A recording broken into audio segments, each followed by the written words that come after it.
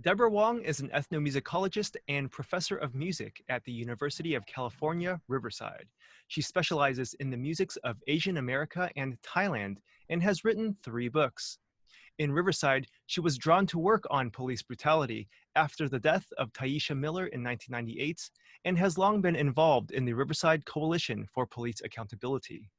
She was recognized by State Assemblymember Jose Medina as a Woman of Distinction for 2020. She believes in the importance of grassroots action, and she has learned that those who show up make the decisions and can make the difference. So, Deborah, what is the Riverside Women Creating Change Project, and what is the Inlandia Institute? First of all, Elliot, thank you for doing this series, and thank you for thinking of me and, giving me a chance to talk about things I am really crazy enthusiastic about. This project is fairly new. It began last fall.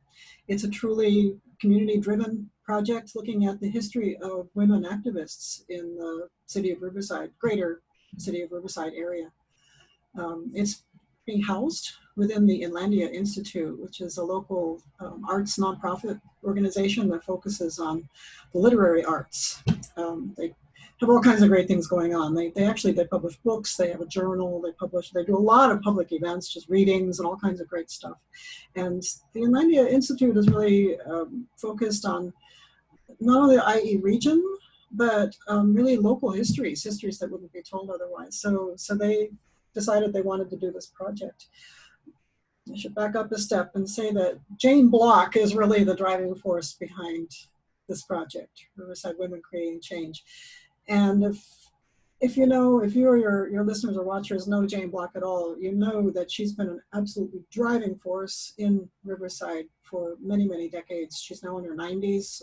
She has not slowed down 1 ounce.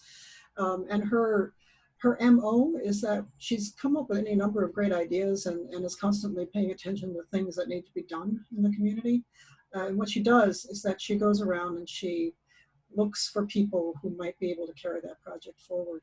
So she decided that it was important to pay some attention to the history of women in activism in Riverside. I think we all know that she's played her own rather major role in these matters. I'll come back to her as I talk with you over the next few minutes, but she called for this project and she gathered some of us together and she said that she wanted this to become a book. And the key thing was that she wanted us to gather stories from women activists who are still walking the face of the earth, and to be sure to ask them what kinds of advice and guidance they have to offer to the rising generation of women activists. So it's a really cool project. It's driven by a collective. There's about 5 of us who are very actively engaged in it, and Jane is one of those 5. We're off and running. We're doing the interviews. It's all by Zoom right now, of course. We held one major event that about 30 invited women came to, and they gave us guidance and advice on the project. We're about to go public with a website that's going to sort of lay the groundwork for the book to come. And we're hoping that the whole project will take about 2 years or so. That's cool.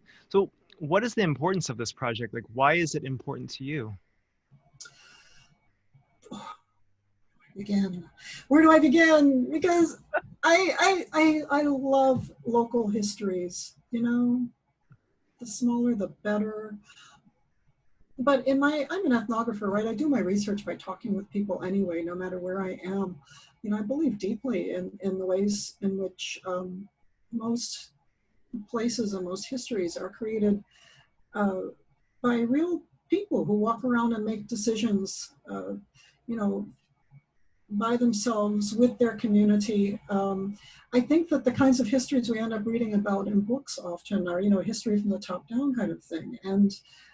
And I think that Riverside in particular, a place where I've lived since 1996. So compared to many people, I've lived here for a while, but not all my life. I'm not from here. I've learned about Riverside by hanging out with especially communities of color and sort of learning about the on-the-ground struggles, at street level, in the neighborhood level, and so on and so forth. What I've learned by talking with any number of people is that there are amazing, diverse histories of activism in Riverside. And in fact, many of those histories were really driven, instigated, and carried forward by women, and often women of color, as a matter of fact. So why oral history? Why this form of storytelling? Why is it important? Why is it an important method? It's an established method, first of all. I mean, this is what folklorists and anthropologists and oral historians do. But especially for Riverside, there's so many of these histories that simply have not been captured. I mean, we all read about, Frank Miller, the Mission Inn, right?